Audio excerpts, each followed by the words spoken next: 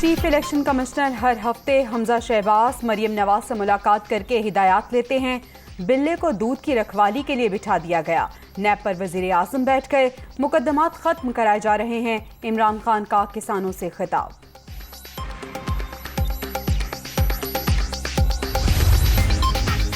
पंजाब का बजट इजलास 5 घंटे बाद भी शुरू ना हो सका। हुकूमत और अपोजिशन के दरमियान मुआहदे पर डेडलॉक बरकरार।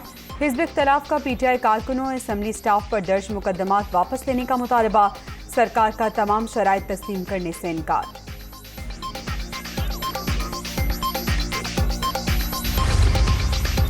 और गरीबों को रिलीफ देने के लिए बजट में ठोस इकदाम करना चाहिए। तकरीरों की बजाय अमली इकदाम की जानिब बढ़ना होगा।